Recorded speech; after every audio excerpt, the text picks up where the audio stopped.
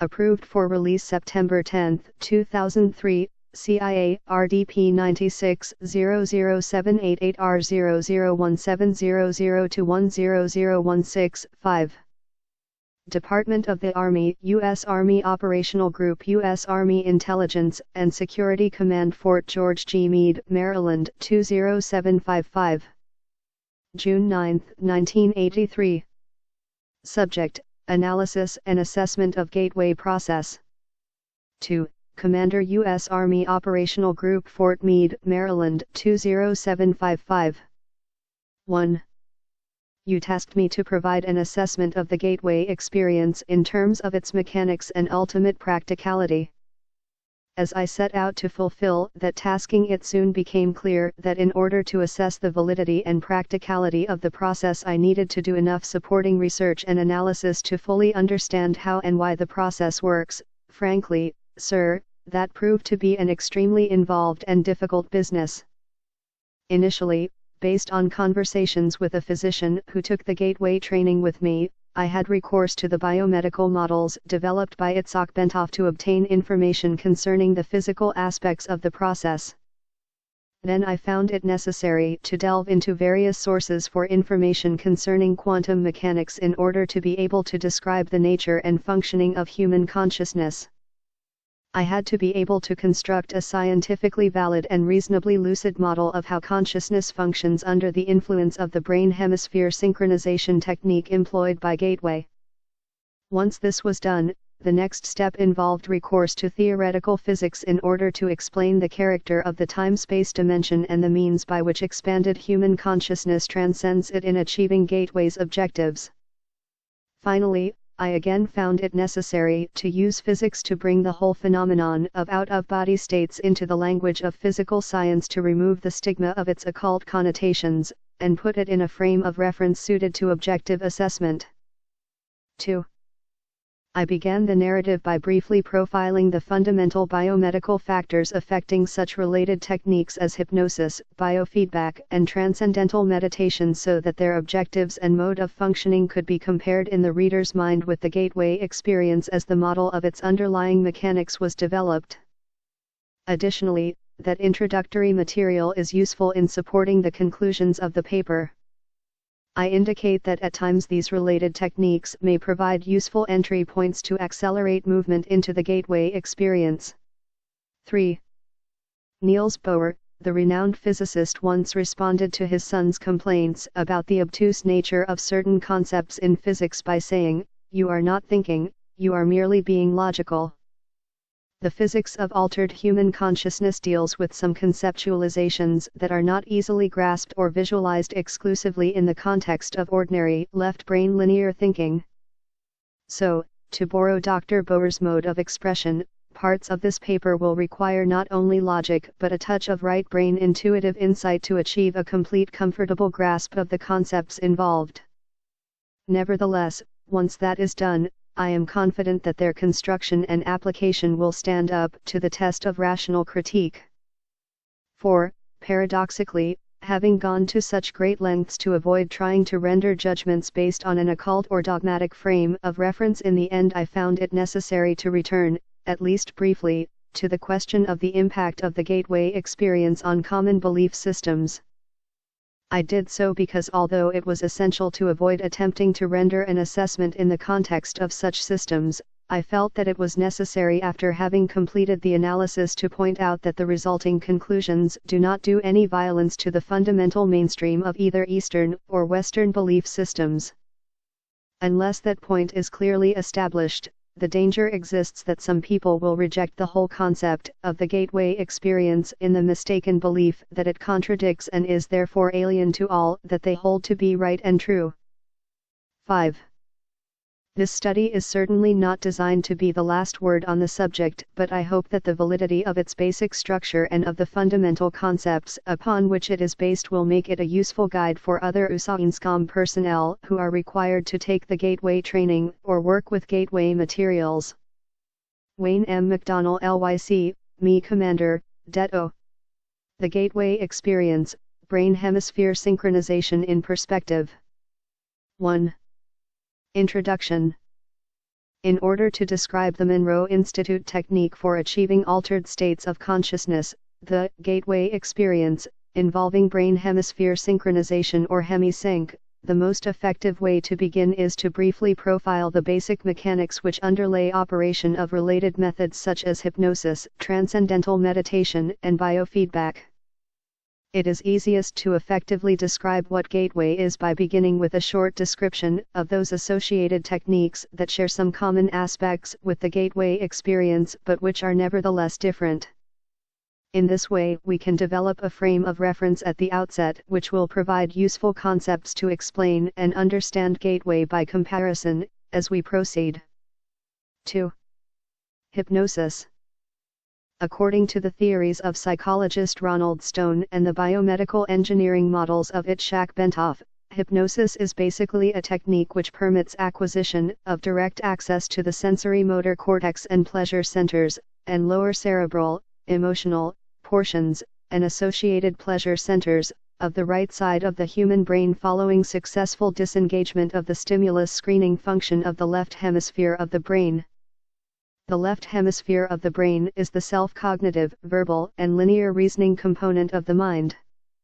It fulfills the function of screening incoming stimuli by categorizing, assessing, and assigning meaning prior to allowing passage to the right hemisphere of the mind. The right hemisphere, which functions as the non-critical, holistic, nonverbal, and pattern-oriented component of the brain, appears to accept what the left hemisphere passes to it without question. Consequently, if the left hemisphere can be distracted either through boredom or through reduction to a soporific, semi-sleep state, external stimuli to include hypnotic suggestions are allowed to pass unchallenged into the right hemisphere where they are accepted and acted upon directly.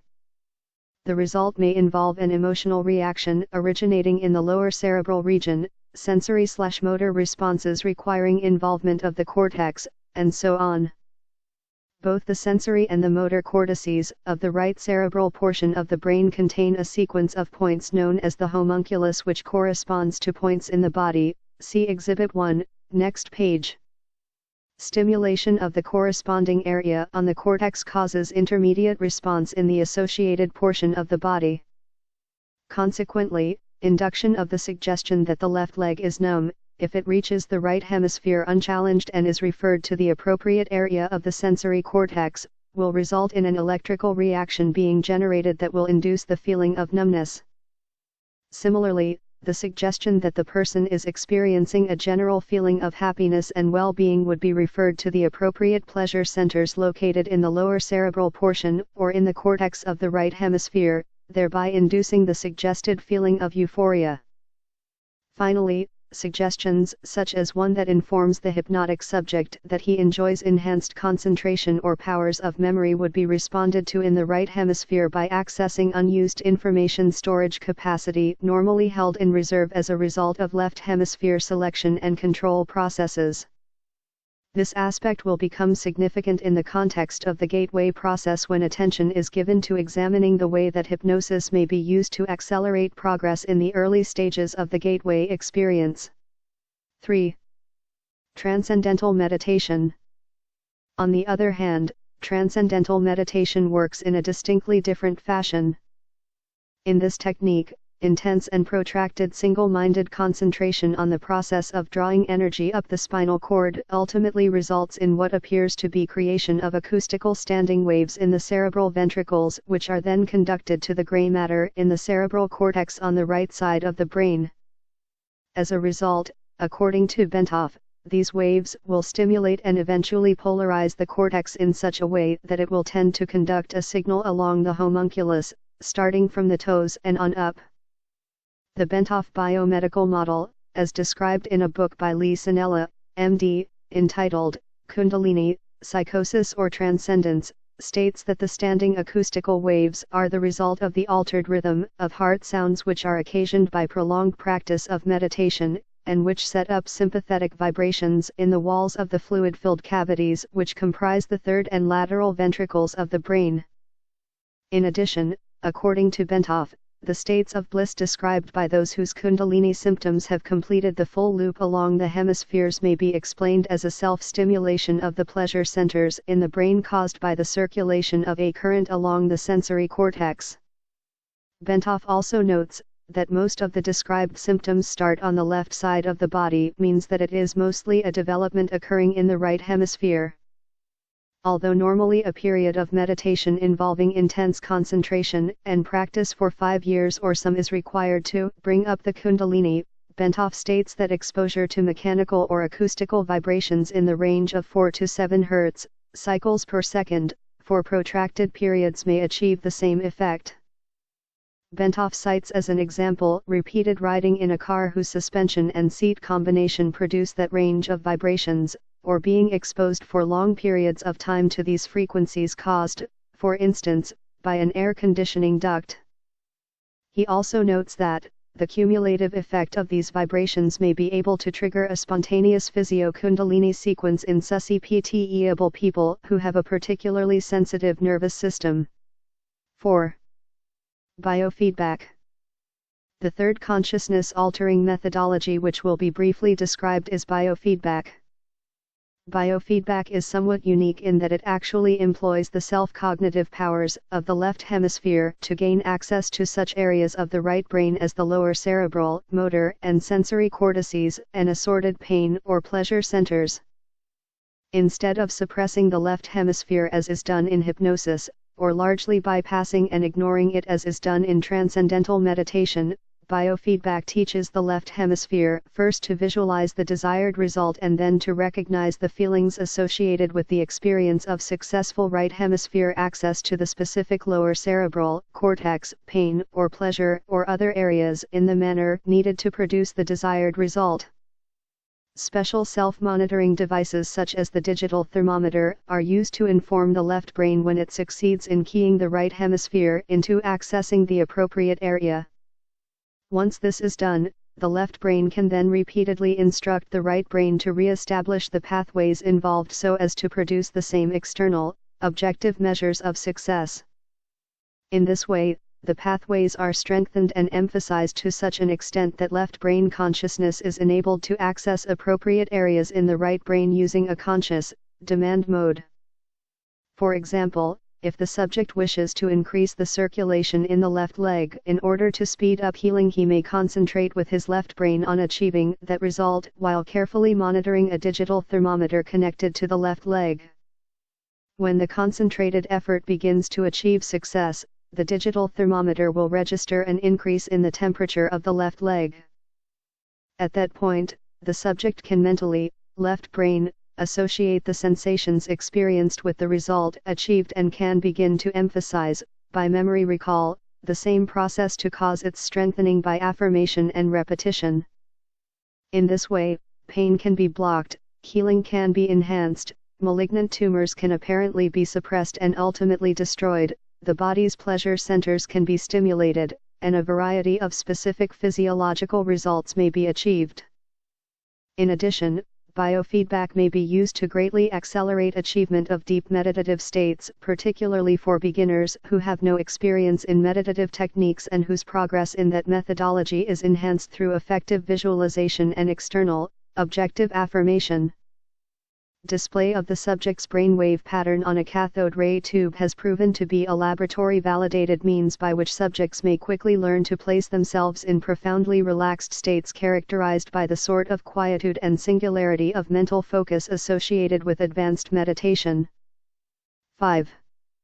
Gateway and Hemi-Sync. Now that we have briefly profiled the basic mechanics of the principal techniques for altering or expanding consciousness which share some of the objectives and/or methods employed in the gateway experience, we may proceed to focus on what that technique actually involves.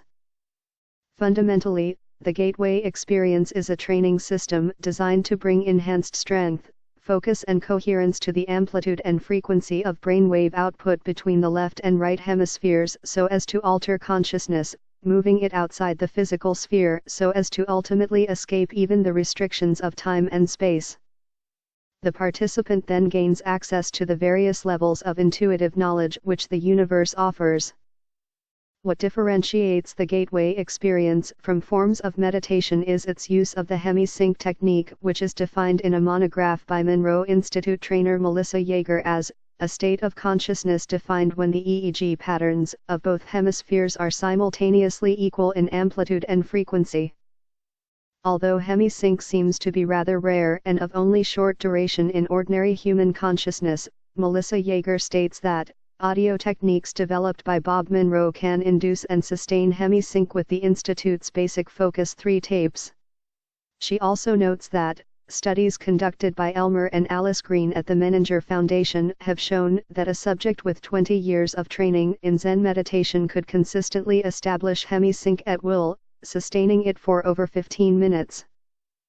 Dr. Stuart Twemlow, a psychiatrist and a research associate of the Monroe Institute, reports that, in our studies of the effect of the Monroe tape system on brain waves, we have found that the tapes encourage the focusing of brain energy. It can be measured as with a light bulb, in watts, into a narrower and narrower frequency band. This focusing of energy is not unlike the yoga concept of one-pointedness, which we may translate in Western terms as a single-mindedness. Dr. Twemlow goes on to observe that as the individual gets into the tapes beyond Focus 3, there is a gradual increase in brainwave size, which is a measure of brain energy or power. 6. Lamp versus laser. Melissa Yeager uses a metaphor to help clarify the process involved in the use of Hemi-Sync in the gateway experience. She points out that the human mind in its natural state may be likened to an ordinary lamp which expends energy in the form of both heat and light, but in a chaotic, incoherent way which diffuses its energy over a wide area of rather limited depth. On the other hand, the human mind under the discipline of Hemi-Sync acts after the fashion of a laser beam which produces a disciplined stream of light. The stream of energy is projected with total coherence of both frequency and amplitude such that the surface area of a laser beam contains billions of times the concentrated energy found in a similar surface area on the Sun. Gateway assumes that once the frequency and amplitude of the human brain are rendered coherent, it is possible to begin accelerating both so that the human mind is soon resonating at ever higher vibrational levels.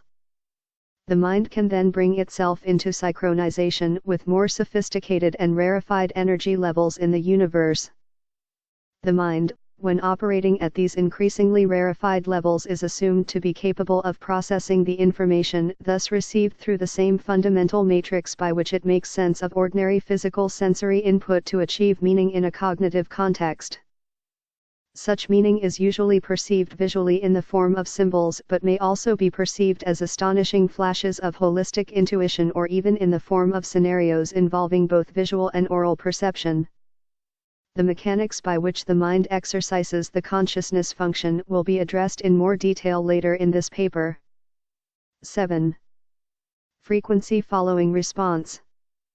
To achieve synchronization of brain hemispheres, the Hemi-Sync technique takes advantage of a phenomenon known as the frequency following response, FFR, which means that if a subject hears a sound produced at a frequency which emulates one of those associated with the operation of the human brain, the brain will try to mimic the same frequency pattern by adjusting its brainwave output.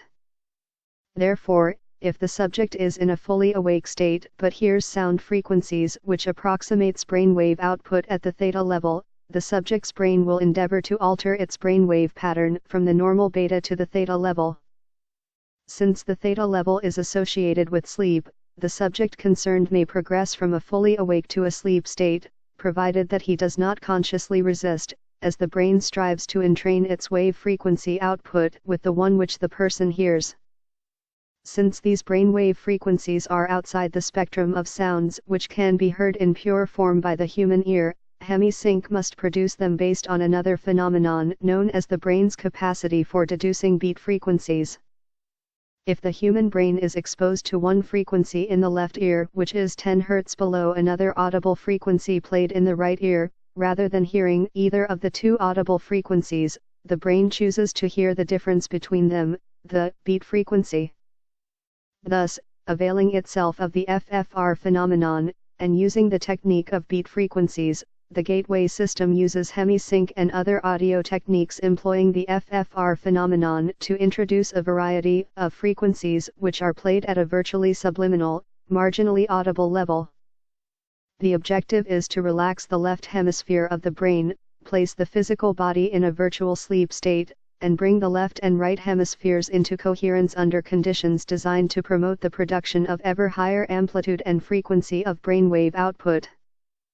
Audible and perhaps subliminal suggestions by Bob Monroe accompany the various brainwave frequencies, which are sometimes rolled in together with other sounds such as sea surf to mask the sound frequencies where desirable.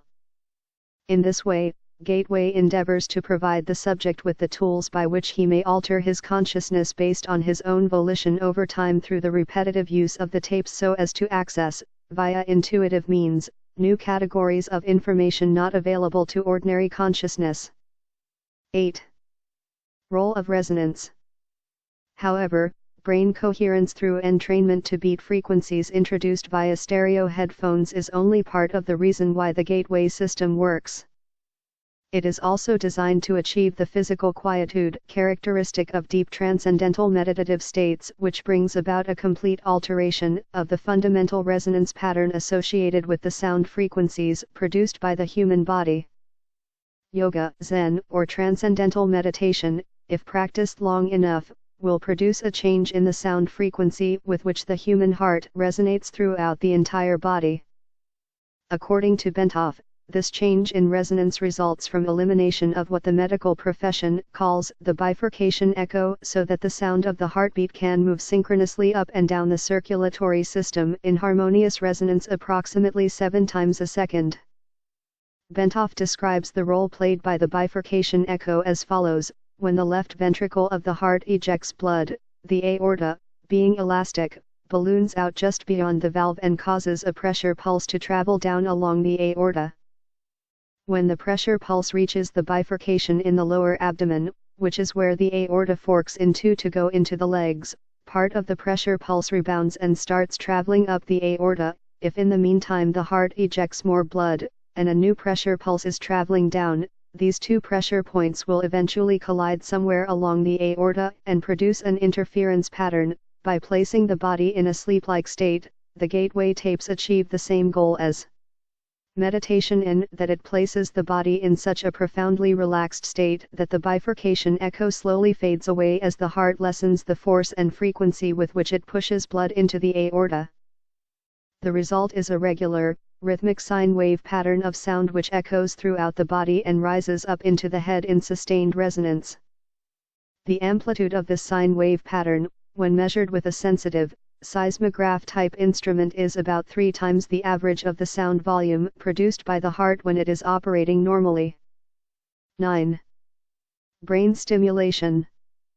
Benthoff's biomedical model shows that this resonance is of considerable importance since it is directly transmitted to and impacts upon the brain. The resulting vibration is received and transmitted into the brain itself via the fluid-filled third and left ventricles located above the brain stem. An electromagnetic pulse is then generated which stimulates the brain to raise the amplitude and frequency of brainwave output, just as Dr. Twenlow observed in his research on the effects of the Hemi-Sync tapes. Also, the brain is contained in a tight membrane called the dura, which is, in turn, cushioned by a thin layer of fluid located between it and the skull. As the coherent resonance produced by the human heart in a state of profound relaxation reaches the fluid layer surrounding the brain, it sets up a rhythmic pattern in which the brain moves up and down approximately 0.005 to 0.010 mm in a continuous pattern. The self-reinforcing character of resonant behavior accounts for the body's ability to sustain this movement despite the minimal level of energy involved. In this way, the entire body, based on its own micromotion, functions as a tuned vibrational system which transfers energy in a range of between 6.8 and 7.5 Hz into the Earth's ionospheric cavity, which itself resonates at about 7 to 7.5 Hz. Of this process, Benthoff states, this is occurring at a very long wavelength of about 40,000 kilometers, or just about the perimeter of the planet. In other words, the signal from the movement of our bodies will travel around the world in about 1/7 of a second through the electrostatic field in which we are embedded. Such a long wavelength knows no obstacles, and its strength does not attenuate much over large distances. Naturally, it will go through just about anything: metal, concrete, water, and the fields making up our bodies. It is the ideal medium for conveying a telepathic signal. Consequently, the gateway process is designed to rather rapidly induce a state of profound calm within the nervous system and to significantly lower blood pressure to cause the circulatory system, skeleton, and all other physical organ systems to begin vibrating coherently at approximately 7 to 7.5 cycles per second. The resulting resonance sets up a regular, repetitive sound wave which propagates in consonance with the electrostatic field of the Earth.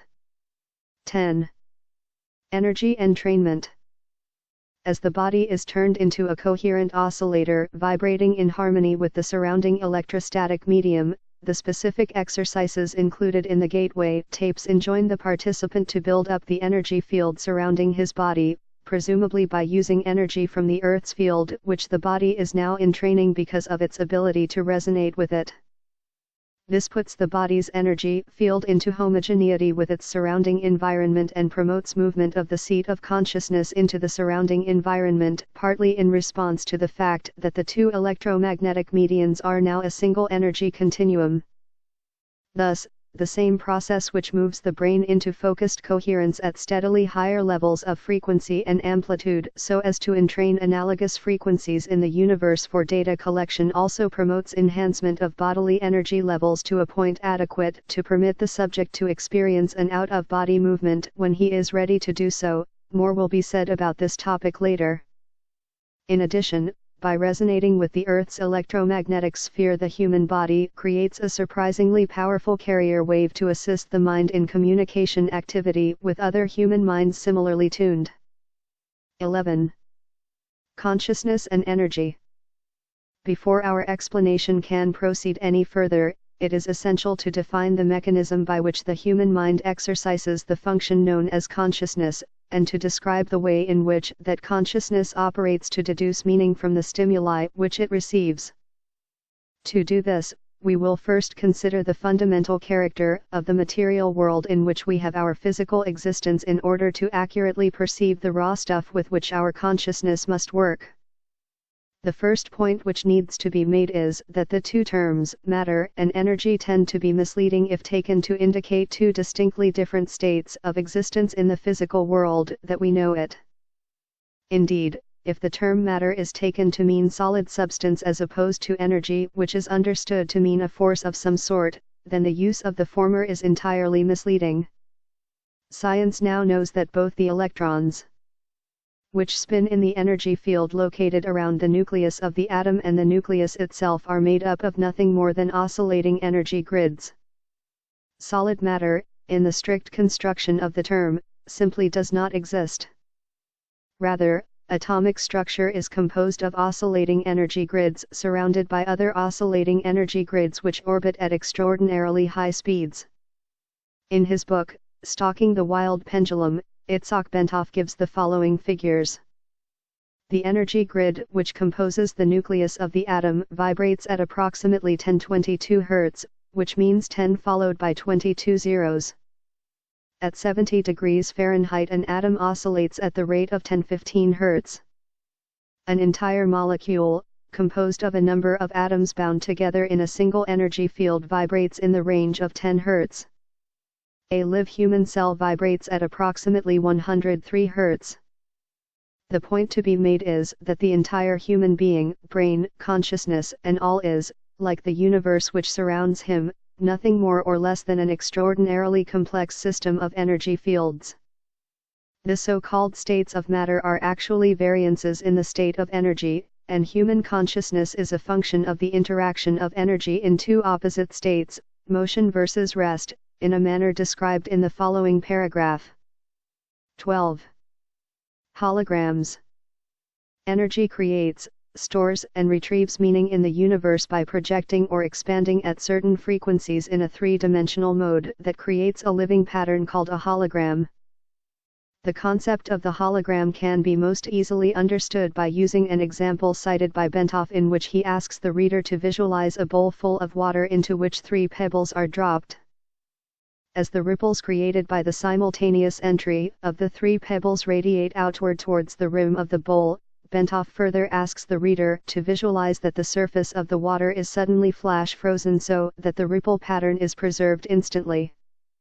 The ice is removed, leaving the 3 pebbles still laying at the bottom of the bowl. Then the ice is exposed to a powerful, coherent source of light, such as a laser.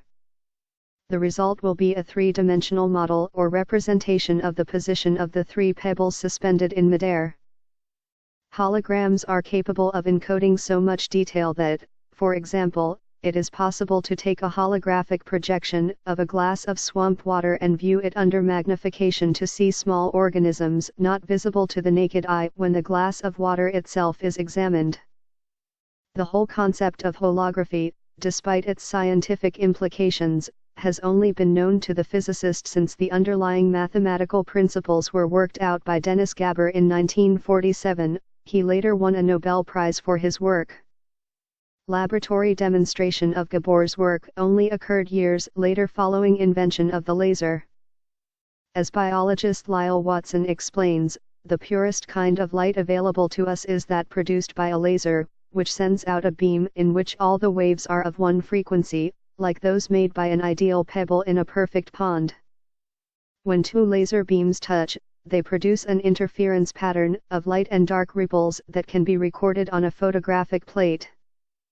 And if one of the beams, instead of coming directly from the laser, is reflected first off an object such as a human face, the resulting pattern will be very complex indeed, but it can still be recorded. The record will be a hologram of the face. 13. The part encodes the whole. Of further importance is the fact that even if we dropped our frozen hologram of the ripple pattern on the floor and broke it into a number of pieces, each individual piece would recreate the entire holographic image all by itself.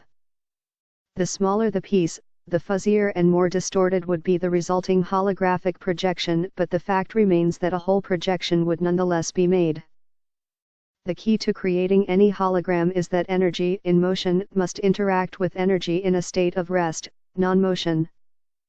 In the foregoing example, the pebbles represent energy in motion while the water, before its agitation by the pebbles, represents energy at a state of rest. To activate or, in effect, to perceive the meaning of a holograph, energy, in this case, a coherent light source such as a laser beam, must be passed through the interference pattern generated by interaction between the moving energy and the energy at rest. In the simple example given by Bentov, this requirement was fulfilled by holding the frozen interference pattern in front of the coherent light to project the 3-dimensional holographic image, its meaning, into space. As Marilyn Ferguson, editor of the Brain/Mind Bulletin tells us, another feature of a hologram is its efficiency. Billions of bits of information can be stored in a tiny space. The pattern of the holographic photograph is stored everywhere on the plate. 14. The consciousness matrix. The universe is composed of interacting energy fields, some at rest and some in motion. It is, in and of itself, one gigantic hologram of unbelievable complexity. According to the theories of Karl Pribram, a neuroscientist at Stanford University, and David Bohm, a physicist at the University of London, the human mind is also a hologram which attunes itself to the universal hologram by the medium of energy exchange, thereby deducing meaning and achieving the state which we call consciousness. With respect to states of expanded or altered consciousness such as Gateway uses, the process operates in the following way. As energy passes through various aspects of the universal hologram and is perceived by the electrostatic fields which comprise the human mind, the holographic images being conveyed are projected upon those electrostatic fields of the mind and are perceived or understood to the extent that the electrostatic field is operating at a frequency and amplitude that can harmonize with and therefore read the energy carrier wave pattern passing through it. Changes in the frequency and amplitude of the electrostatic field which comprises the human mind determines the configuration and hence the character of the holographic energy matrix which the mind projects to intercept meaning directly from the holographic transmissions of the universe. Then, to make sense of what the holographic image is saying to it, the mind proceeds to compare the image just received with itself. Specifically, it does this by comparing the image received with that part of its own hologram which constitutes memory. By registering differences in geometric form and in energy frequency, the consciousness perceives, see Exhibit 2, next page. As psychologist Keith Floyd puts it, contrary to what everyone knows is so, it may not be the brain that produces consciousness but rather, consciousness that creates the appearance of the brain. 15. Brain in phase. The consciousness process is most easily envisaged if we picture the holographic input with a three-dimensional grid system superimposed over it such that all of the energy patterns contained within can be described in terms of three-dimensional geometry using mathematics to reduce the data to two-dimensional form. Bentoff states that scientists suspect that the human mind operates on a simple binary go/no-go system as do all digital computers. Therefore, once it superimposes a three-dimensional matrix over holographic information it wishes to interpret and reduces that information mathematically to two-dimensional form, it can completely process it using its fundamental binary system just as any computer made by the hand of man can process volumes of data and make various comparisons between the data and information stored in its digital memory. Our minds operate in the same way, perceiving by comparison only. Bentoff states the proposition this way: our whole reality is constructed by constantly making such comparisons. Whenever we perceive something, we always perceive differences only. In states of expanded consciousness, the right hemisphere of the human brain in its holistic, nonlinear, and nonverbal mode of functioning acts as the primary matrix or receptor for this holographic input while, by operating in phase or coherence with the right brain, the left hemisphere provides the secondary matrix through its binary, computer-like method of functioning to screen further the data by comparison and reduce it to a discrete, two-dimensional form. 16. Evaluation. To the extent that Gateway succeeds in bringing about a refinement in energy matrix of the mind, it succeeds in expanding or altering human consciousness so that it can perceive without recourse to the intercession of the physical senses such that ever more of the universal hologram, not, of course, accessible by sense perception, can ultimately be perceived and understood. Marilyn Ferguson has written that the theories of Pribram and Bohm appear to account for all transcendental experience, paranormal events, and even normal, perceptual oddities. She goes on to say of Pribram, currently he is proposing a startling, all-encompassing model that is generating considerable excitement among those intrigued by the mysteries of human consciousness. His holographic model marries brain research to theoretical physics. It accounts for normal perception and simultaneously takes the paranormal and transcendental experiences out of the supernatural by explaining them as a part of nature. Like certain strange discoveries of quantum physics, the radical reorientation of this theory suddenly makes sense of paradoxical sayings of mystics throughout the ages. 17. Self-cognition. To complete our outline of the process by which the mind achieves and exercises consciousness, we must also describe the mechanism which accounts for the aspect of human thought that differentiates it from the consciousness of plants or animals, i.e. self-cognition. Humans not only know, but they know that they know. They are able to monitor the process of their own thinking and maintain an awareness of it. Moreover, they can conduct a comparative left hemisphere consciousness grid. Acts like the mind's computer software to reduce input from right hemisphere to verbal symbols and concepts. Exhibit 2. Consciousness energy grid. The functions of brain hemispheres in consciousness. Right hemisphere consciousness grid assessment, evaluating the functioning of their thought processes against various objective standards they have adopted. Human consciousness can do this because it has the capacity to duplicate aspects of its own hologram, project them out, perceive that projection, put it through comparison with the memory aspect, where its evaluation standards of measure are stored, of its own hologram, and measure or sense the differences using three-dimensional geometry and a then binary go/no-go pulse to yield verbal cognition about the self. 18. Time-space dimension. Up to this point our discussion of the gateway process has been relatively simple and easy to follow. Now the fun begins. Gateway involves more than just perception of those aspects of the universal hologram which can be accessed in the dimension of time-space as we know it. To explain how and why human consciousness can be brought to transcend the limitations of time-space is the next task which must be addressed. To do this we must first appreciate what time and space are in order to understand how the dimension that they constitute can be transcended. Physicists define time as a measurement of energy of force in motion. In other words, it is a measurement of change.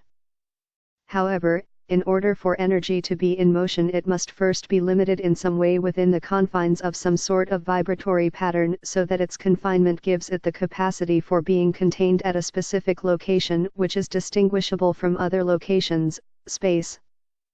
Energy which is not confined is force without limit, without dimension, without the limits of form. It is infinity, cannot move because there is nothing beyond infinity, and is therefore outside of the dimension of time.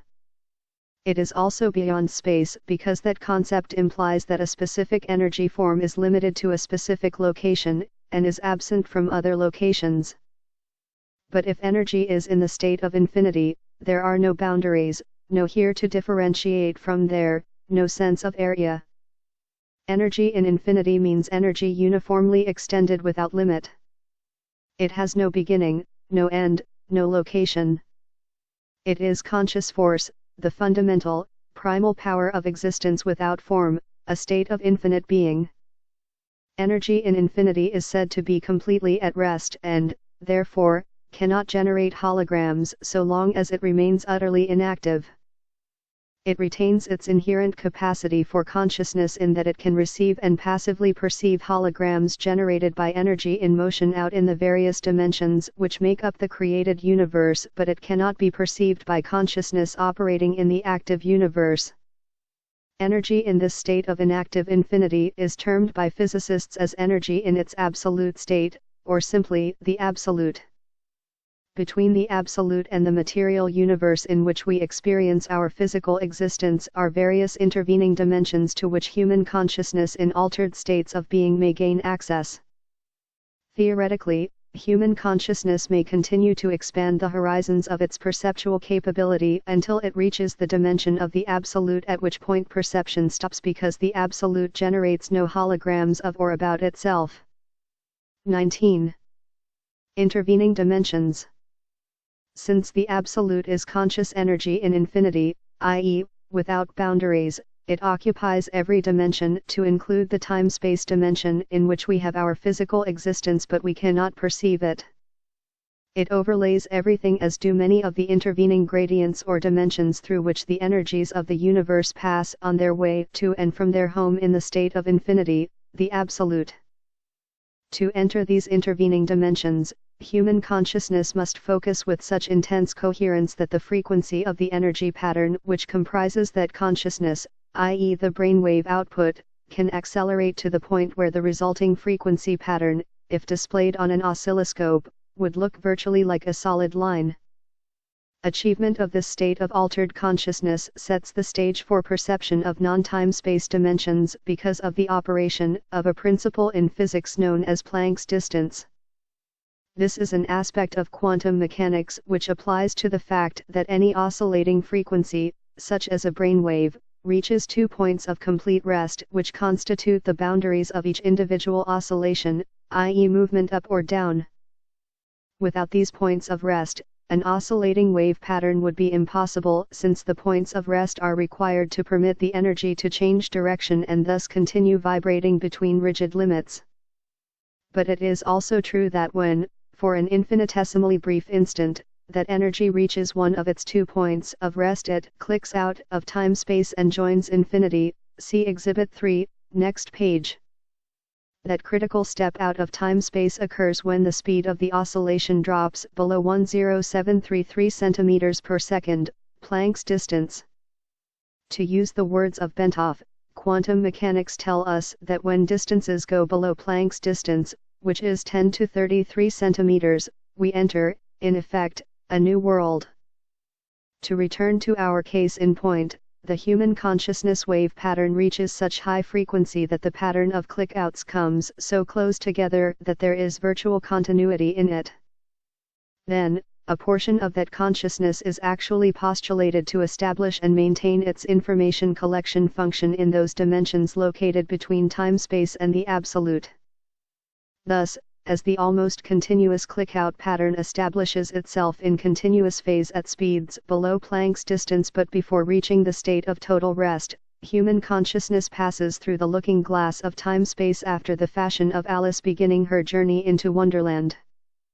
The gateway experience, with its associated Hemi-Sync technique, is apparently designed, if used systematically and patiently, to enable human consciousness to establish a coherent pattern of perception in those dimensions where speeds below Planck's distance apply. This holds true irrespective of whether the individual is exercising his consciousness while in his physical body or whether he is doing so after having separated that consciousness from the physical body, i.e. the so-called out-of-body state mentioned earlier. 20. Subatomic particles.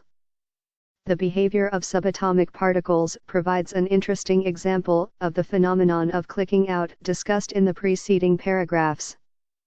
In an article prepared for Science Digest magazine, Dr. John Gliedman mentions the way in which subatomic particles communicate with each other once their energy fields become entrained as a result of colliding with each other.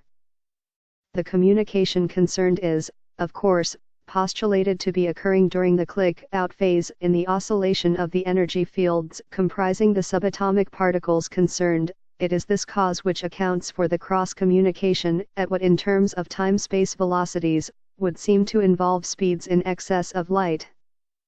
In reality, Einstein's theory of relativity is not being invalidated but, rather, the communication concerned is taking place outside the dimension of time-space to which the theory of relativity is strictly confined.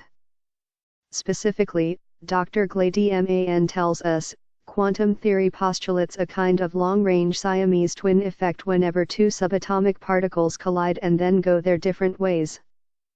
Even when the particles are halfway across the universe from each other, it says, they instantaneously respond to each other's actions.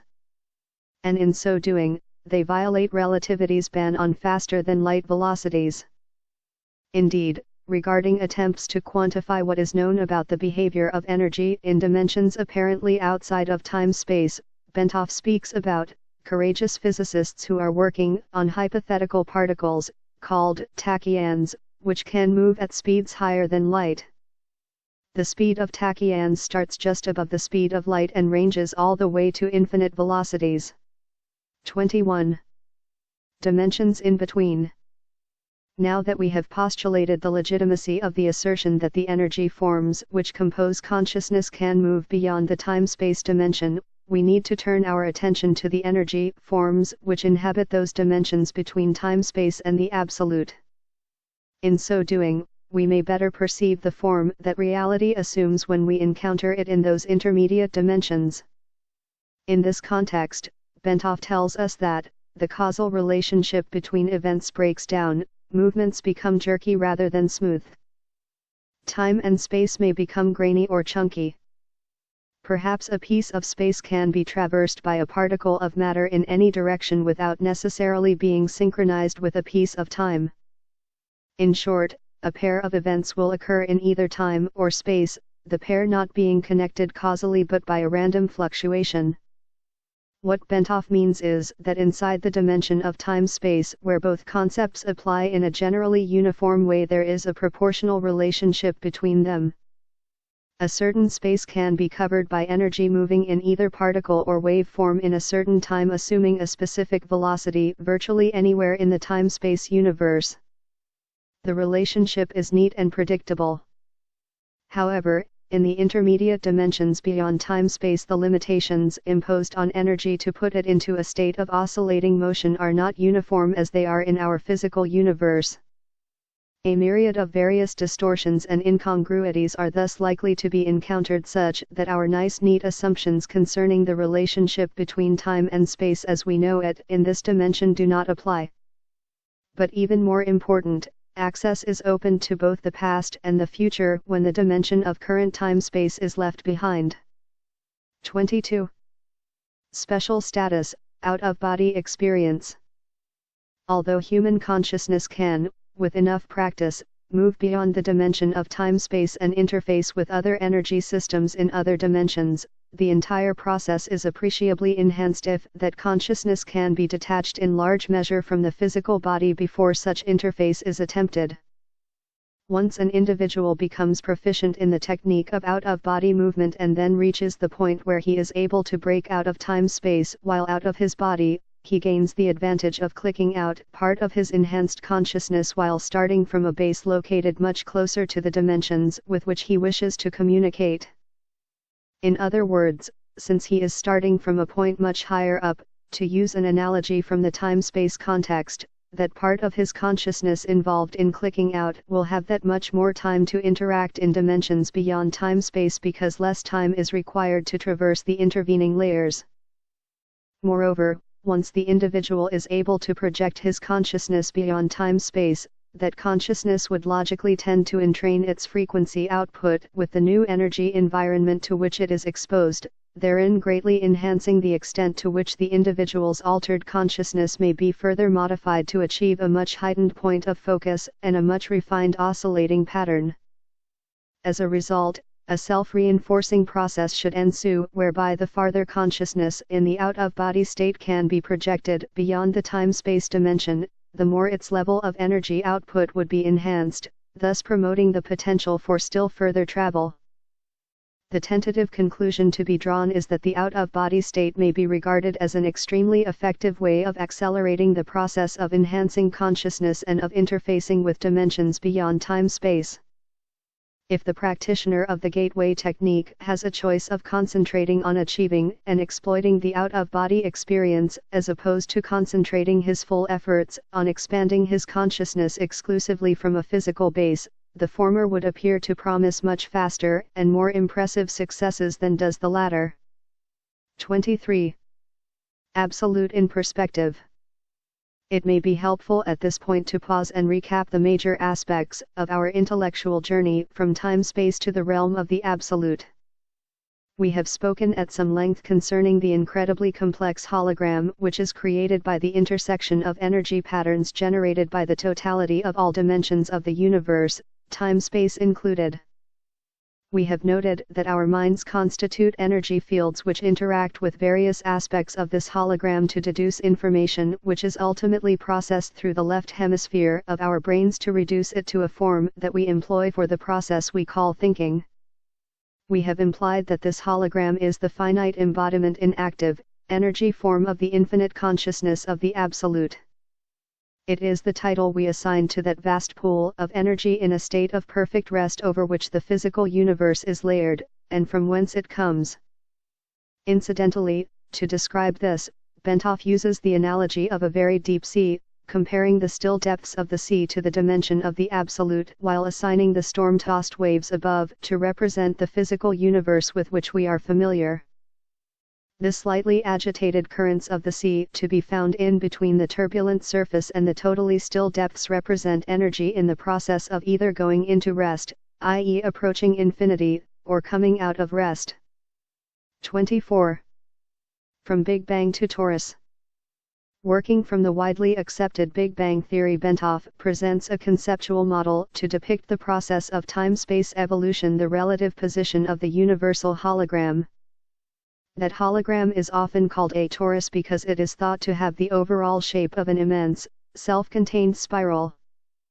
Basing his thesis on recent studies concerning the distribution of quasars, quasi-stellar objects, and operating on the premise that in the universe smaller processes tend to be mirror images of larger ones, i.e. the pattern of electrons around the nucleus of an atom mirrors the way planets orbit their suns, and so on. Bentov postulates the following scenario. Taking his cue from the observed capability of quasars to eject enormously concentrated beams of matter from their interiors in a controlled, non-concentric version of the Big Bang, he envisages a similar process occurring in the generation of the universe. See Exhibit 4, next page. Noting that those galaxies located to the north of our own galaxy are moving away faster than those located to the south, and that those to the east and west are demonstrably more distant, Bentov regards this as substantive evidence that the jet of matter which expanded into our universe has turned back upon itself, eventually forming an ovoid or egg shape. He sees matter in our universe entering the ovoid pattern following ejection from a nucleus composed of extremely compressed energy through a white hole. At the end of its trip to the far end of the ovoid, he sees it departing via a black hole. In such a model, time is observed to be a measure of the change which occurs as energy evolves into new, more complex forms as it progresses along the distance from the white hole side of the nucleus, around the shell of this cosmic egg until it enters the black hole. In other words, as energy expelled from infinity and confined within limits by the conscious of the Absolute achieves form and motion following ejection from the white hole at the top of the egg, time begins as a measure of the cadence of this evolutionary movement as reality goes around the shell of the egg on its journey to the black hole at the far end. 25. Our place in time.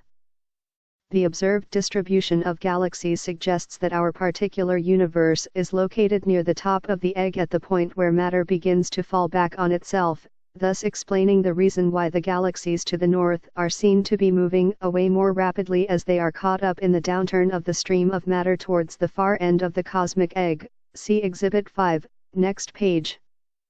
Layered over this cosmic egg is the Absolute which sustains the radiating nucleus from which the original jet of matter issued forth.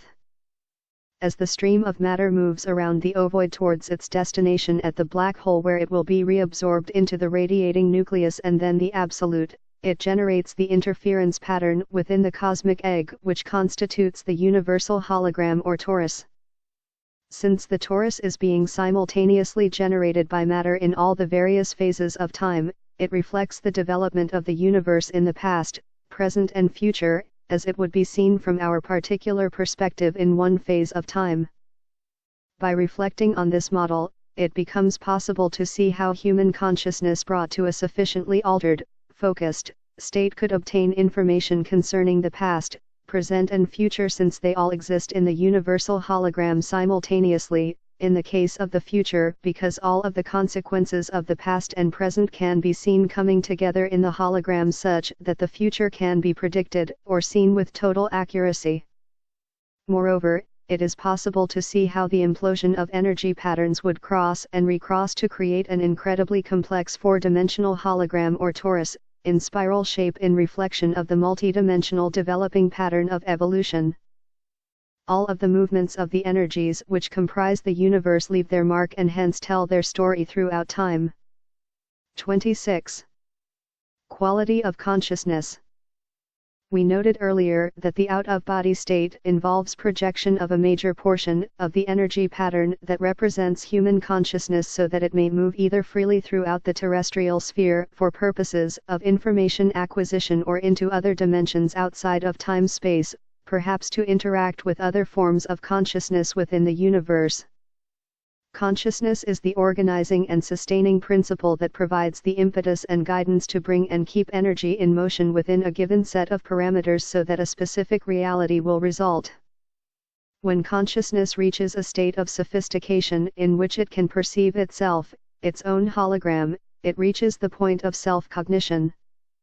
Human beings have this form of elevated consciousness, as does the Absolute, but in case of the latter, it is a function of energy and its associated quality of consciousness in infinity, omniscience and omnipotence in perceptual unity. When energy returns to a state of total rest within the Absolute, it returns to the continuum of consciousness in the pool of limitless, timeless perception that resides there. Thus, the more complex an energy system in the material state, the more consciousness it possesses to maintain its reality. Our consciousness, therefore, is that differentiated aspect of the universal consciousness which resides within the Absolute. It accounts for the organization of the energy patterns which constitute our physical body but is distinctly separate from and superior to it. Since consciousness exists quite apart from and outside of reality, beyond the bounds of time-space, it, like the Absolute, has neither beginning nor end. Reality has both a beginning and an end because it is bounded within time-space, but the fundamental quantum of energy and its associated consciousness is eternal. When reality ends, its constituent energy simply returns to infinity in the Absolute. 27. Consciousness in perspective. Having ascertained that human consciousness is able to separate from physical reality and interact with other intelligences in other dimensions within the universe, and that it is both eternal and destined for ultimate return to the Absolute, we are faced with the question, so what happens then? Since memory is a function of consciousness and therefore enjoys the same eternal character as the consciousness which accounts for its existence, it must be admitted that when consciousness returns to the Absolute, it brings with it all the memories it has accumulated through experience in reality. The return of consciousness to the Absolute does not imply an extinction of the separate entity which the consciousness organized and sustained in reality. Rather, it suggests a differentiated consciousness which merges with and participates in the universal consciousness and infinity of the Absolute without losing the separate identity and accumulated self-knowledge which its memories confer upon it. What it does lose is the capability for generation of independent thought holograms, since that can be done only by energy in motion. In other words, it retains the power to perceive but loses the power of will or choice. In exchange, however, this consciousness participates in the all-knowing infinite continuum of consciousness which is a characteristic of energy in the ever-present. Consequently, it is accurate to observe that when a person experiences the out-of-body state, he is, in fact, projecting that eternal spark of consciousness and memory which constitutes the ultimate source of his identity to let it play in and learn from dimensions both inside and outside the time-space world in which his physical component currently enjoys a short period of reality. 28. Gateway method. Having put the gateway experience in context by postulating a structural outline of how and why it seems to work, and having shown what it is designed to achieve, the time has come to examine the specific techniques which comprise the gateway training process. These techniques are designed to enable the user of the gateway tapes to manipulate the high energy states which can be achieved if the user continues to work with the tapes over a period of time. The amount of time required to reach advanced energy states and to fully exploit the techniques varies with the individual. The sensitivity of his nervous system, his general state of mind, and the extent to which he may have previously developed facility in related techniques such as transcendental meditation are all pertinent factors affecting the speed at which he may expect to progress. The gateway process begins by teaching the individual participant to isolate extraneous concerns in a visualization device called an energy conversion box. Next, the participant is introduced to a method of encouraging his mind and body to strive to achieve a state of resonance through utterance of a single tone, a monotonous, protracted humming sound that sets up a feeling of vibration particularly in the head. He engages in this resonate tuning, as it is called, by humming along with a chorus of such sounds that are contained on the gateway tape. Following this, the participant is exposed to the gateway affirmation, and is encouraged to repeat it to himself as he hears it repeated on the tape.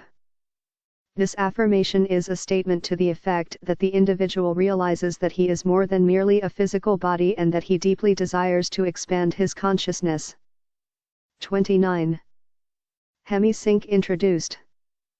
After that, he is exposed for the first time to the Hemi-Sync sound frequencies, and is encouraged to focus on and develop a perception of and appreciation for those feelings which accompany the synchronization of brainwaves that results.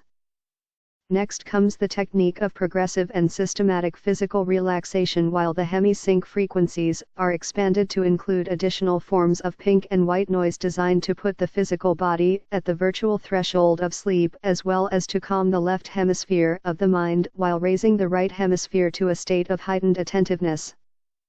Once all of this is achieved, the participant is invited to envisage creation of an energy balloon comprised of an energy flow beginning at the center of the top of the head and extending down in all directions to the feet.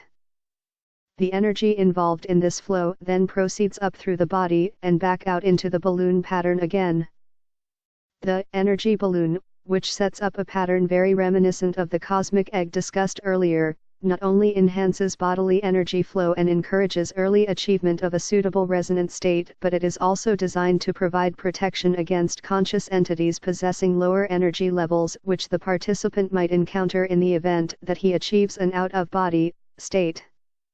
It serves a precautionary purpose in the unlikely event that the participant's first out-of-body experience involves direct projection outside the terrestrial sphere. 30. Advanced techniques. Having reached focus 10, the participant is now ready to endeavor to achieve a state of sufficiently expanded awareness to begin actually interacting with dimensions beyond those associated with his experience of physical reality. This state is called focus 12 and involves conscious efforts on his part, while additional forms of pink and white noise enter the sound stream being directed into his ears from the gateway tape. Once the participant has achieved this state of greatly expanded awareness, he is ready to begin employing a series of specific techniques or tools, as the Monroe Institute characterizes them, which enable him to manipulate his newly found expanded awareness to obtain practical, useful feedback of value for promoting self-discovery and personal growth.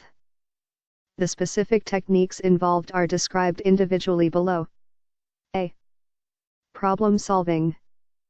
This technique involves identifying fundamental problems which the individual wishes to see solved, filling his expanded awareness with his perception of these problems, and then projecting them out into the universe.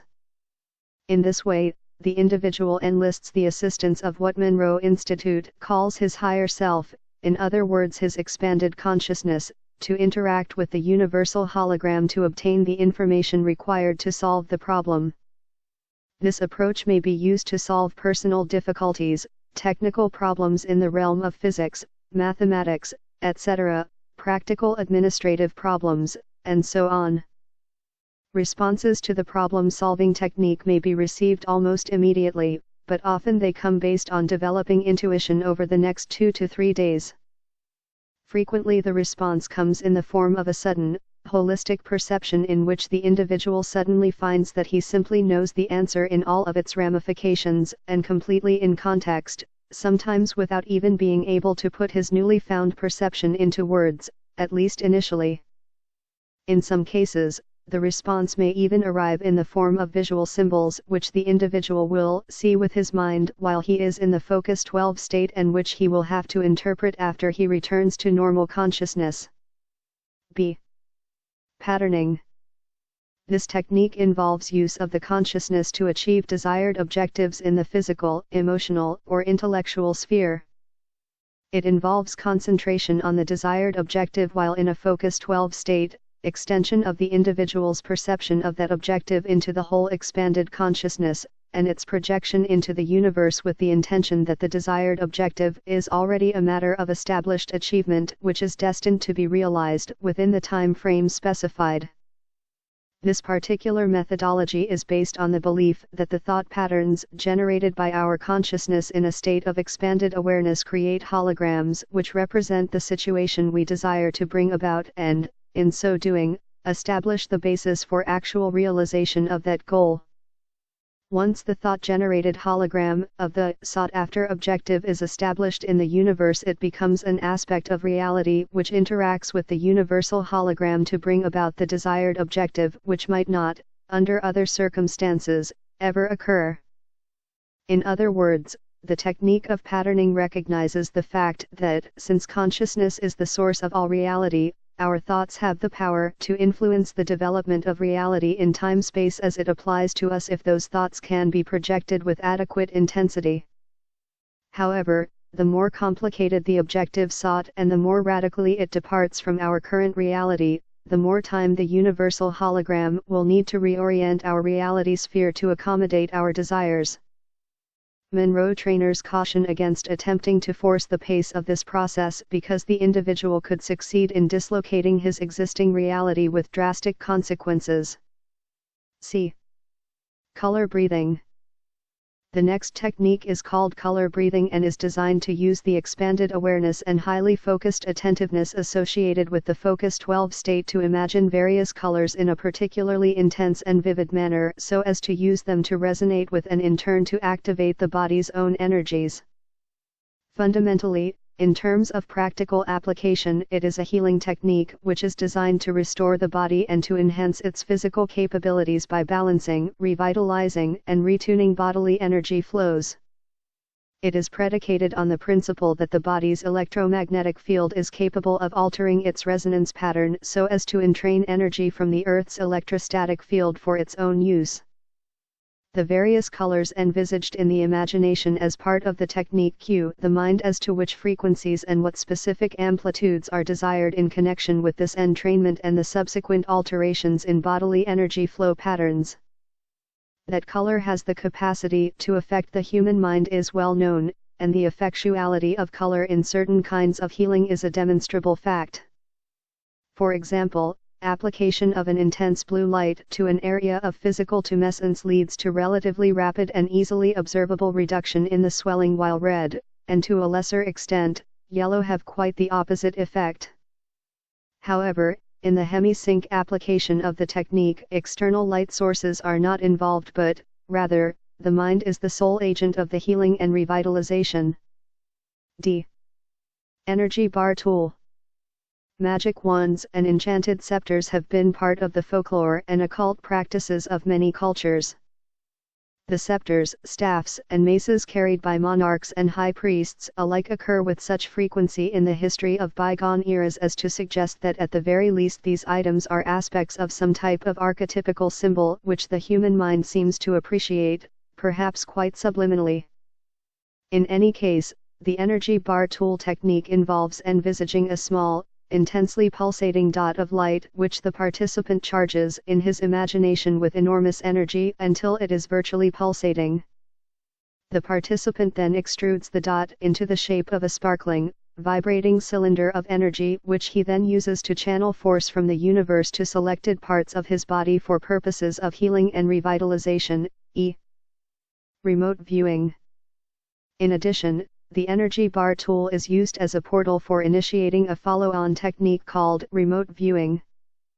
In this context, the participant turns his bar of energy into a whirling vortex through which he sends his imagination in search of new and illuminating insights. The apparent purpose of the symbolism involved in the vortex seems to be to cue the subconscious and convey to it instructions as to what the participant wishes to do, but in terms of nonverbal symbols which the right hemisphere of the mind is capable of understanding. Degree F. Living body map. This technique provides amplification for application of the energy bar tool as a means of healing specific areas or systems of the human body. The configuration of the participant's body is imagined and then the various major systems such as the nervous and circulatory systems are envisaged in appropriate colors within the confines of the outline being held in the imagination. The energy bar tool is then applied to energizing, balancing, and healing in whatever manner the participant desires. In the process, the participant visualizes various streams of colored energy flowing out of the tool into the organ system or area upon which the revitalizing or healing application is being made. Since colors are the result of differing wavelengths of light, which is to say energy at various frequencies, this technique operates on the assumption that as the human body is composed of energy, it can be vitalized and healed through the additive application of additional energy provided that the energy is applied in the appropriate form. G. Focus 15, Travel into the past. All of the preceding techniques are conducted at the level of expanded awareness known as Focus 12. However, the technique of time travel into the past involves further expansion of consciousness through the inclusion of additional levels of sound on the Hemi-Sync tapes. Some of the sound is probably merely an intensification of the basic Hemi-Sync frequencies, being designed to further modify brainwave frequency and amplitude. Other aspects of the added sound patterns appear to be designed to provide subtle, almost subliminal suggestions to the mind as to what is desired by way of further expanded consciousness, so as to support the verbal suggestions and instructions also contained on the tape. Even the instructions are highly symbolic, with time being visualized as a huge wheel in the universe with various spokes, each of which gives access to a different part of the participant's past. Focus 15 is a very advanced state and is extremely difficult to achieve. Probably less than 5% of all participants in any given gateway experience actually fully achieve the Focus 15 state during the course of the approximately 7 days of training. Nonetheless, Monroe Institute trainers affirm that with enough practice, eventually, Focus 15 can be achieved. They also state that not only the individual's past history is available for examination by one who has achieved Focus 15, but other aspects of the past with which the individual himself has had no connection may also be accessed. Focus 21, the future. The last and most advanced of all the focus states associated with the Gateway training program involves movement outside of the boundaries of time-space as in Focus 15, but with attention to discovering the future rather than the past. The individual who has achieved this state has reached a truly advanced level. Except in unusual circumstances, it is probably not attainable except by those who have conditioned themselves through long application of meditation, or by those who have practiced long and hard through use of the Hemi-Sync tapes for a period of months if not years. 31. The out-of-body movement. This remarkable phenomenon has been saved for discussion in detail until last because of the interest which it occasions and special circumstances involved in its attainment. Monroe Institute stresses that the Gateway program was not established solely for the purpose of enabling participants to obtain the out-of-body state, nor does the program guarantee that most participants will succeed in doing it during the course of the training at the Institute. Only one tape out of the many which make up the Gateway experience is devoted to the techniques involved in the out-of-body movement. Basically, these techniques are merely designed to make it easier for the individual to achieve the out-of-body state when his brainwave pattern and personal energy levels have reached a point that he is in apparent harmony with his surrounding electromagnetic environment, such that he feels that he has reached the threshold where separation is a possibility. To facilitate achieving the out-of-body state, Bob Monroe, the founder of Monroe Institute, is quoted in a recent magazine article as saying that in order to assist the participant, the particular Hemi-Sync tape concerned with that technique employs beta signals of around 2877.3 CPS cycles per second. Since 30 to 40 CPS is considered to be the normal range for beta brainwave signals, those associated with the wakeful state, it is apparent that the Monroe Institute is convinced that the same heightened state of brainwave frequency output which promotes altered states of consciousness is also an important consideration in assisting in achievement of out-of-body states. The actual techniques employed for separating from the body involve such simple maneuvers as rolling out, lifting out after the fashion of a telephone pole, wherein the individual separates in a rigid, head-first manner, such that he finds himself standing at attention at the foot of his physical body, and sliding out through either end of his body. 32. Role of REM sleep. It is interesting to note that Bob Monroe informed the Gateway class that finished May 7, 1983, that an ex-trainer of his operating in Charlottesville, Virginia, found that he could guarantee out-of-body movements by bringing participants down into a rapid eye movement, REM, state of sleep, and then use the Hemi-Sync tape technique. This may well be a function of the fact that most, if not all people, reputedly go into an out-of-body state during REM sleep. REM sleep is the deepest possible level of ordinary sleep and involves complete disengagement of the body's motor cortex functions from the neck down and nearly complete suppression of consciousness in the left brain hemisphere. The effect of this is to put the body in a state of complete stillness so far as the skeletal muscle structure is concerned, thereby further promoting the state of deep rest needed to eliminate the bifurcation echo. In addition, it leaves the right hemisphere of the brain free to respond to the instructions and suggestions contained on the gateway tape. However, use of the Hemi-Sync tapes at this point may be less a factor in actually achieving the out-of-body state than it is a matter of focusing the brain enough so that a residual memory of having naturally achieved an out-of-body state is carried into the waking state. Indeed, it may even be postulated that some dreams associated with deep levels of sleep are in fact functions of the same kind of altered consciousness involved in interaction with the universe that plays a role in all of the focus 12, 15, and 21 states described above. The difference between those states and the condition of the mind in REM sleep seems to be that the left hemisphere is almost totally disengaged in the latter experience, such that memory of what was achieved in the altered states of consciousness cannot usually be retrieved by conscious desire because the left hemisphere has no knowledge of its existence or its location in the right hemisphere. Admittedly, some people can be trained to remember their REM state dreams through intense conditioning in the waking state, but even that may be more a function of establishing pathways in the right hemisphere which the left hemisphere can access following re-entry into the wakeful state than it is an indication of any specific left hemisphere conscious involvement in the process during REM sleep. In any event, the three apparent conditions required for voluntarily inducing an out-of-body state in most individuals seems to be 1. Achievement of a state of profound quiet in the body such that the bifurcation echo fades and resonance at approximately 7 Hz is established, 2. Synchronization of the two brain hemisphere wave patterns, and 3. Subsequent stimulation of the right hemisphere of the mind to attain a state of heightened alertness, which, of course, interferes with brain hemisphere synchronization but not until a sufficient level of enhanced frequency range has first been established to help achieve the out-of-body state. 33.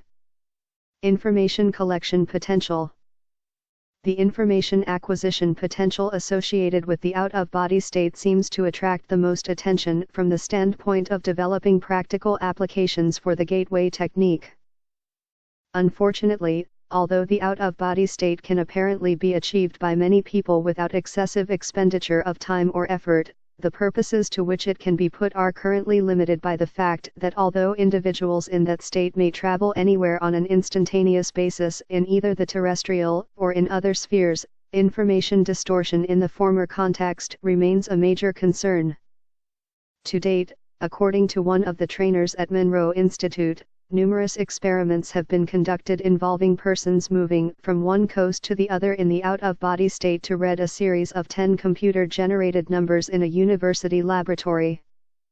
Although most have acquired enough of the digits to make clear that their consciousness was present, none have ever succeeded in getting all 10 correct. This seems to be a function of the fact that physical reality in the present is not the only holographic influence which the individual may encounter in an out-of-body state. There are also energy patterns left by people or events occurring at the same physical site being viewed, but from the past rather than the present.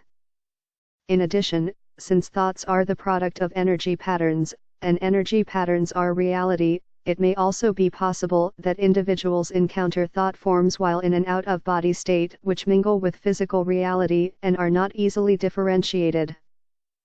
Finally, as Melissa Yeager writes, there is another potential problem area in the sense that holograms can be viewed pseudoscopically, that is to say inside out or backwards, just as well as they can be seen in proper perspective.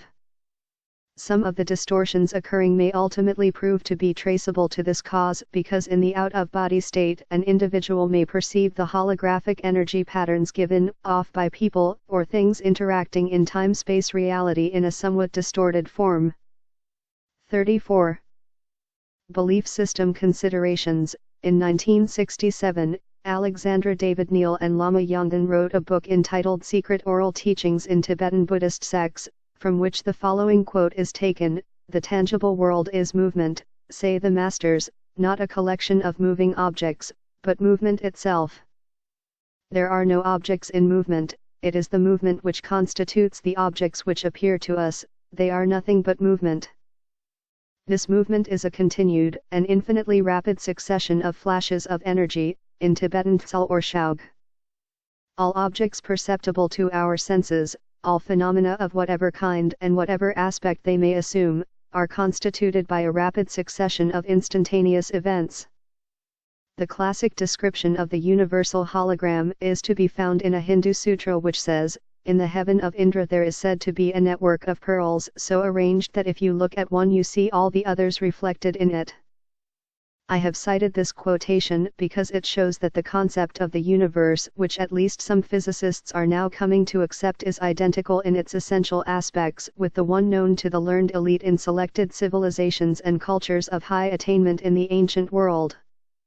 The concept of the cosmic egg, for example, is well known to scholars familiar with the ancient writings of the Eastern religions. Nor are the theories presented in this paper at variance with the essential tenets of the Judeo-Christian stream of thought. The concept of visible reality, i.e. the created world, as being an emanation of an omnipotent and omniscient divinity who is completely unknowable in his primary state of being. The absolute at rest in infinity is a concept straight out of Hebrew mystical philosophy. Even the Christian concept of the Trinity shines through the description of the Absolute as presented in this paper. The description of energy totally at rest, in infinity fits the Christian metaphysical concept of the Father, while the infinite self-consciousness resident in that energy providing the motive force of will to bring a portion of that energy into motion to create reality corresponds with the Son. This is so because in order to attain self-consciousness, the consciousness of the Absolute must project a hologram of itself and then perceive it. That hologram is a mirror image of the Absolute in infinity, still exists outside time and space, but is one step removed from the Absolute and is the actual agent of all creation, all reality. And, the eternal thought or concept of self which results from this self-consciousness serves the. This part was cut, along with paragraph 35. And 36. 37. Motivational aspect. It is a step-by-step procedure which involves repetitive practice of the techniques concerned, using each new insight as a means of penetrating farther during the next practice session. But the rate of progress is so much faster with the gateway approach than it is with transcendental meditation or other forms of mental self-discipline, and its horizons seem to be so much wider that the discipline needed to practice it would seem to be within the means of even the impatient, result-oriented, skeptical pragmatist of our society. Unlike yoga and other forms of Eastern mental discipline, Gateway does not require the infinite patience and total personal subservience to and faith in a system of discipline designed to absorb all the individual's energies over most of a lifetime. Rather, it will begin to produce at least minimal results within a relatively short time such that enough feedback is available to motivate and energize the individual to continue working with it. Indeed, the speed with which an individual may expect to progress seems less a function of the number of hours spent practicing than it is a question of the speed with which he or she is able to use the insights gained to release anxieties and stresses within both the mind and the body. These points of energy blockage seem to provide the principal barriers to achieving the enhanced energy states and focus of mind needed for rapid progression. The more compulsive, the more uptight the individual may be at the outset, the more barriers he or she will initially encounter to achieving a deep or immediate experience, but as the insights begin to come and the blockages begin to dissolve, the way ahead becomes increasingly clear and the value of Gateway moves from the status of a matter of intellectual assessment to one of personal experience. 38. Conclusion. There is a sound, rational basis in terms of physical science parameters for considering Gateway to be plausible in terms of its essential objectives. Intuitional insights of not only personal but of a practical and professional nature would seem to be within bounds of reasonable expectations. However, a phased approach for entering the Gateway experience in an accelerated mode would seem to be required if the time needed to reach advanced states of altered consciousness is to be brought within more manageable limits from the standpoint of establishing an organization-wide exploitation of Gateway's potential. The most promising approach suggested in the foregoing study involves the following steps. A. Begin by using the gateway Hemi-Sync tapes to achieve enhanced brain focus and to induce hemisphere synchronization. B. Then add strong REM sleep frequencies to induce left brain quiescence and deep physical relaxation. C. Provide hypnotic suggestion designed to enable an individual to induce deep auto-hypnotic state at will. D. Use auto-hypnotic suggestion to attain much enhanced focus of concentration and motivation in rapidly progressing through Focus 12 exercises. E. Then repeat steps A and B following use of the auto-hypnotic suggestion that an out-of-body movement will occur and be remembered. F. Repeat step E to achieve facility in gaining out-of-body state under conscious control. Alter hypnotic suggestion to stress ability to consciously control out-of-body movement and maintain it even after REM sleep state ends. G. Approach Focus 15 and 21 objectives. Escape from time-space and interact within new dimensions, from the out-of-body perspective. H. Use multi-focus approach to solve problem of distortion in terrestrial information gathering trips. This approach involves the use of 3 individuals in the out-of-body state, 1 viewing the target object here, in time-space, 1 viewing it at Focus 15 as it slips into the immediate past, and 1 viewing it at Focus 21 as it slips from the immediate future. Debrief all 3 and compare data gathered from the 3 points of view. If care is taken to ensure that the 3 all go out of body together, in the same environment, their consciousness energy systems should resonate in sympathetic oscillation. They can tune in to the same target on different planes, dimensions, with greater effectiveness. I. Encourage pursuit of full self-knowledge by all individuals involved in the foregoing experiments to enhance objectivity in out-of-body observation and thinking, and to remove personal energy blockages likely to retard rapid progress. J. Be intellectually prepared to react to possible encounters with degree intelligent, non-corporal energy forms when time-space boundaries are exceeded. K. Arrange to have groups of people in Focus 12 state unite their altered consciousness to build holographic patterns around sensitive areas to repulse possible unwanted out-of-body presences. L. Encourage more advanced gateway participants to build holographic patterns of successful attainment and rapid progress for advanced colleagues to assist them in progressing through the gateway system. If these experiments are carried through, it is to be hoped that we will truly find a gateway and to the realm of practical application for the whole system of techniques which comprise it.